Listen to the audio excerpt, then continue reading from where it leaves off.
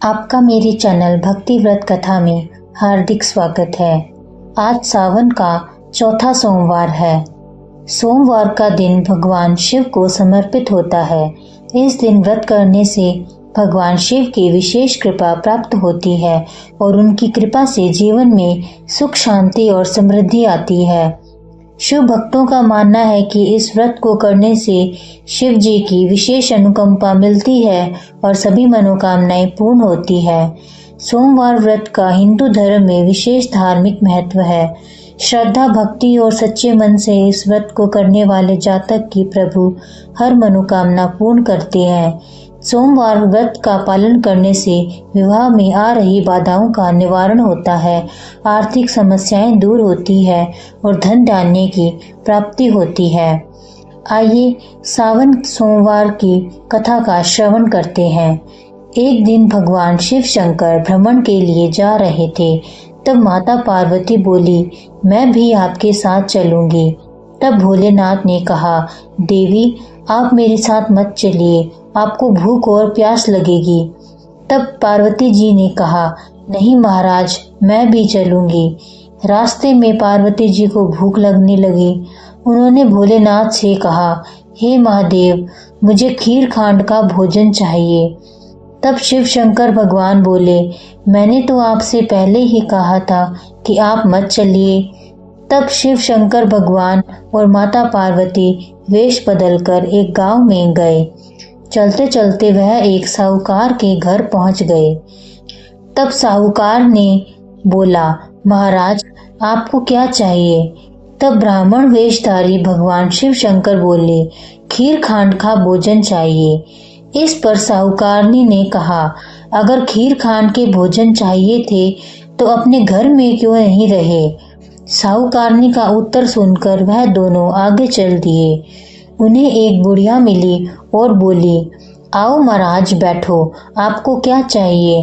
तब ब्राह्मण के वेश में भगवान शिव शंकर बोले, मेरी पत्नी को खीर खांड का भोजन चाहिए। बुढ़िया ने कहा, महाराज मैं अभी लाई। फिर वह एक लोटा लेकर चल दी। तब ब्राह्मण ने कहा, बुढ़िया माँ कहाँ जा रही हो? वह बोली, मैं दूध, चावल और खांड लेने जा रही हूँ। तब ब्राह्मण ने कहा, बुढ़िया माँ, अपने घर में दूध के टोकने भरे हुए हैं, चावल की परात भरी है और खांड की बोरी भी है। फिर बुढ़िया माँ घर के अंदर गई और उसने देखा कि दूध, चावल और खांड सब कुछ है। उसने खुशी खुशी खीर बनाई और भगवान शिव शंकर और माता पार्वती को जिमा दिया। उनके खाने के बाद बुढ़िया ने कहा, मैं इस बची हुई खीर का क्या करूं? मेरा तो कोई भी नहीं है। तब ब्राह्मण बोले, बुढ़िया माँ आंखें बंद करो। बुढ़िया ने आंखें बंद कर ली। फिर उन्होंने कहा, अब आंखें खोल लो। बुढ़िया ने आंख खोलकर देखा तो उसका पूरा परिवार हो गया था। अब बुढ़िया बोली, महाराज मैं इन्हें कहाँ रखूं? तब ब्राह्मण वेशधारी भगवान ने झोंपड़ी को लात मारी और वह झोंपड़ी महल बन गई। यह देखकर बुढ़िया बहुत खुश हुई और वह खीर के कटोरे भर भर के बांटने लगी। जब वह खीर देने साहूकारनी के घर गई तो साहूकारनी बोली, तेरे घर में खीर कहाँ से आई? तब बुढ़िया ने कहा, मेरे यहाँ खीर खांड का भोजन करने एक ब्राह्मण और ब्राह्मणी आए थे, उन्हीं के प्रताप से यह सब हुआ है। तब साहूकारनी ने कहा, मेरा धन तेरे घर कैसे आ गया? मेरे पास तो कुछ भी नहीं रहा। कहाँ है वह ब्राह्मण और ब्राह्मणी? तब बुढ़िया माँ ने कहा, वह दोनों अभी मेरे घर से निकले हैं। तभी साहूकारनी भागी भागी उनको ढूंढने लगी। रास्ते में उसने उन दोनों ब्राह्मण और ब्राह्मणी को देखा और बोली, मोड़ा मोड़ी ठहरियो, मेरा धन उस बुढ़िया को क्यों दे गए? तब ब्राह्मण वेशधारी महादेव बोले, तूने ना करी, तेरे ना हो गई। उसने हाँ करी, उसके यहाँ हाँ हो गई। मैंने तो ना तेरा उठाया और ना ही किसी को दिया। साहूकारनी ने ब्राह्मण और ब्राह्मणी के पैर पकड़ लिए और बोली, महाराज मेरी गलती माफ करो, मुझे कुछ तो दे दो।